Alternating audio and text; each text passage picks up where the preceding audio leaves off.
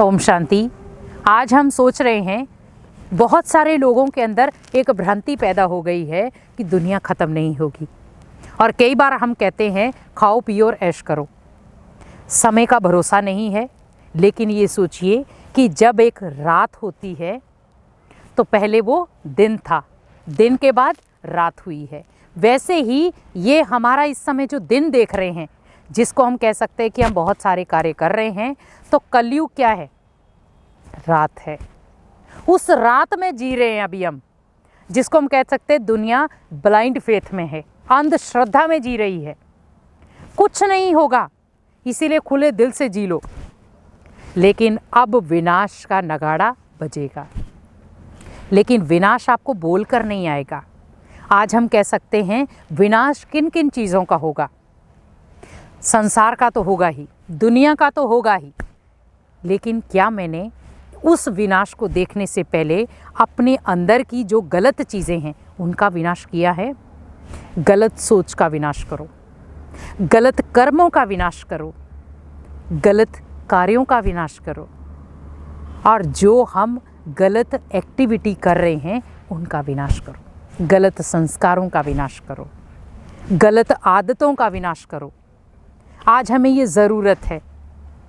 दुनिया में आज हर जगह पर हम सोचते हैं, आप टीवी खोल के बैठेंगे तो आपको वहाँ लगेगा विनाश होने वाला है, लेकिन होगा कब? क्योंकि विनाश कोई ऐसी चीज़ नहीं है जो ऑलरेडी हो जाएगी। विनाश तब होगा जब हम आत्माएं संपन्न बनेंगी। आज देखा जाए कि जब हम रात होने वाली होती है, दिन ढल रहा होता है, रात होने वाली होती है, तो हमें दिन की बीच में एक शाम आती है। जब हम कहते हैं कि अभी शाम में वापस घर लौटने का समय है, वापस जब घर लौटने का समय है, इसका मतलब घर में जाएंगे, नहा धोकर भोजन करके विश्राम करेंगे, तो वो विश्राम का समय है। वैसे ही सोचें कि विनाश का समय मीन्स क्या? विनाश कब होगा? तो विनाश तब होगा जब हम अंदर की बुराइयों का विनाश करेंगे। विनाश तब होगा। आज हमें दुनिया अनेक प्रकार से चीज़ों से डरा रही है। विनाश आज होगा, विनाश कल होगा, विनाश परसों होगा, विनाश आज होगा, विनाश, बहुत डेटें भी बता दी गई। लेकिन अगर आज मेरी आंखें बंद हो जाएं तो मेरे लिए पूरी दुनिया ख़त्म है, मेरे लिए तो आज ही विनाश है। लेकिन उस विनाश के साथ साथ क्या मैंने अपने अंदर के स्वभाव संस्कारों का विनाश, अपनी गलत आदतों का विनाश, अपनी गलत सोच का विनाश, अपने गलत व्यवहार का विनाश किया है? हमें ओनली एक संसार का विनाश नहीं देखना है, हमें खुद की चीज़ों का भी विनाश करना है। आज जैसे हम घर में हवन कराते हैं, घर में यज्ञ करवाते हैं, किस चीज़ के लिए? हमारे घर में जो नेगेटिव ऊर्जा है उसका विनाश कर पाएँ। तो ये जो हवन की अग्नि है या हवन का जो धुआं है, वो पूरे घर में फैले और हमारे घर को इस नकारात्मक चीज़ से दूर कर दे। इसीलिए हम क्या करते हैं? अग्नि में स्वाहा करते हैं। विनाश में भी क्या होगा? पांचों तत्व अपना अटैक करेंगे। जल अपनी तरफ से करेगा, वायु अपनी तरफ से करेगी, अग्नि अपना काम करेगी, धरती अपना काम करेगी, आकाश अपना काम करेगा। तो पांचों तत्व पांचों उंगलियों का जोर लगाकर उस समय वो तांडव करेंगे। क्योंकि जिस प्रकार अभी वो चीज़ कर रहे हैं, आपने देखा होगा जहाँ पर पहले मौसम हमारे अनुकूल था, अभी मौसम हमारे अनुकूल नहीं है। जहाँ पर ठंड होनी चाहिए थी वहाँ गर्मी आ गई, जहाँ गर्मी होनी चाहिए थी वहाँ बरसात आ गई, जहाँ बरसात होनी चाहिए थी वहाँ पर नॉर्मली मौसम हो गया। तो आप सोचिए कि मौसम भी हमारे अनुकूल नहीं है, फसलें हमारे अनुकूल नहीं चल रही। आज फसलें हमारी ख़राब हो जाती हैं।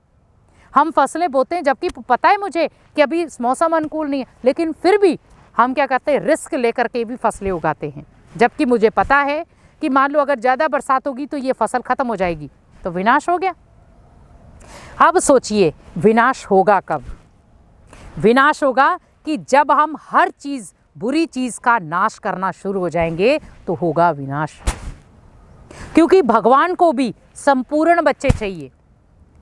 कलयुग में विनाश की ही लीलाएं रचेगा। विनाश कोई एक बार झटके से नहीं होगा, विनाश होगा थोड़ा रुक रुक कर। आप देख रहे होंगे बहुत सारी झलकियां आई आपके विनाश की सामने। कहीं पर आग लग गई, बहुत सारे लोग खत्म हो गए। कहीं पर मिसाइलें गिर गई, पूरा शहर का शहर खत्म हो गया। कोरोना में भी बहुत सारे लोगों ने शरीर छोड़ा, ये एक विनाश की छोटी सी झलक थी। तो विनाश कोई ऐसे नहीं है कि एकदम से पांचों तत्व अटैक करेंगे। विनाश है धीरे धीरे नाश होगा।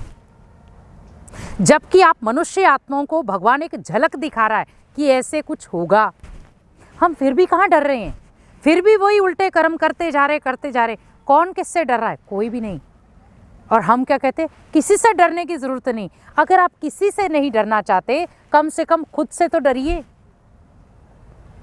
आपके जीवन में जो भी उतार चढ़ाव आ रहे, वो आपके जीवन में ही नुकसानकारक बनेंगे, कोई फायदेमंद नहीं है वो। आप अपने भाग्य को लकीर लगा रहे हैं, आप अपने भाग्य को कम कर रहे हैं। तो मीन्स यहां पर मुझे क्या करना है कि जैसे सपोज हम कोई बीज लगाते हैं, तो हम ये थोड़ी कहते कि बीज बाहर ना आए उससे पहले इसका खात्मा हो जाए। हम क्या कहते हैं, इसको अच्छा बड़ा होने दो। लेकिन जब आपको पता है वो बड़ा हो गया, बुजुर्ग हो गया पेड़, अब उसे पता है कि मुझे झुकना है और मेरा ख़त्म होना बनता है, तो हम कहते अब ये बेचारा बुजुर्ग हो गया है, अब इसको काटना ही अच्छा है। वैसे ही भगवान भी क्या कहते कि बच्चे जब कलयुग का अंत आता है, तो अंत के अंत समय में भी आकर के मैं विनाश का नगाड़ा बजाता हूँ, लेकिन एक साथ नहीं। मैं पहले दुनिया को झलके दिखाऊंगा।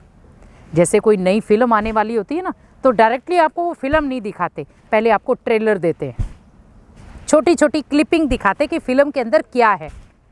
जब वो फिल्म के अंदर आपको कुछ अच्छी चीज़ें नज़र आती, हम कहते हैं उसमें बहुत अच्छी सीख मिल रही है, हम ज़रूर फिल्म को देखने जाएंगे। कोई नया नाटक आता है, सीरियल आता है, तो उसकी क्लिपिंग आपकी तरफ भेजी जाती है।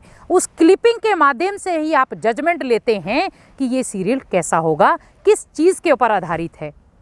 ये भगवान भी आपको ये विनाश की छोटी छोटी क्लिपिंग दे रहा है कि बच्चे विनाश ऐसे होगा, कहीं पर एकदम से बीमारियों का फ्लो होगा, कहीं एकदम से रिश्तों को टूटने का फ्लो होगा, कहीं एकदम से बाढ़ आ जाएगी, कहीं एकदम से आंधी आ जाएगी, कहीं एक तरफ से पानी बरसेगा, और कई बार धूप इतना, सूरज इतना तपन कर देगा कि आप उस तपन को बर्दाश्त नहीं कर पाएंगे, चमड़ी सड़ जाएगी।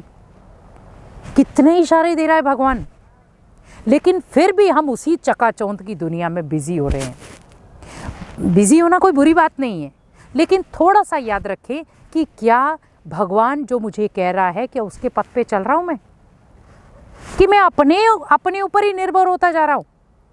आप सोचिए कि आप रिश्तों को निभाने में इतना अटैच हो गए कि भगवान को आपने एक साइड पे रख दिया।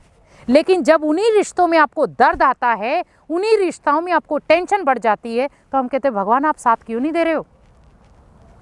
सारे रिश्ते तो आपने देदारियों से बना रखे हैं, और जब प्रॉब्लम आती तो भगवान को पकड़ लेते, क्यों? फिर उस समय देदारियों को पकड़ो। जब कर्मों की चोट पड़ती है तो हम कहते भगवान आप मेरा साथ दो, लेकिन जब बहुत अच्छे कर्म थे तो हम कहते वो इंसान मेरा अपना है।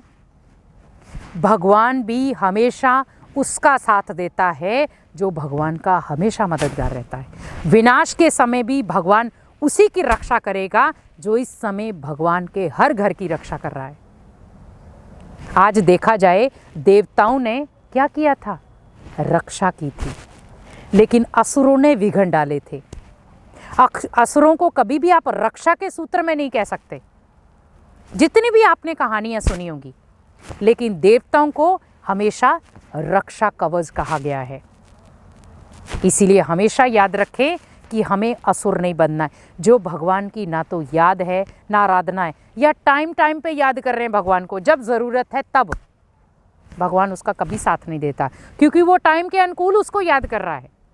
भगवान को याद करने के लिए कोई टाइम निर्धारित मत करो, उसके लिए अपने माइंड को हमेशा फ्री रखो कि पहला काम, पहली मेरे जीवन की प्रायोरिटी है, मुझे भगवान को याद करना है, उसके घर में जाना है। भले मुझे आधे घंटे के लिए जाना है, पर जाना है।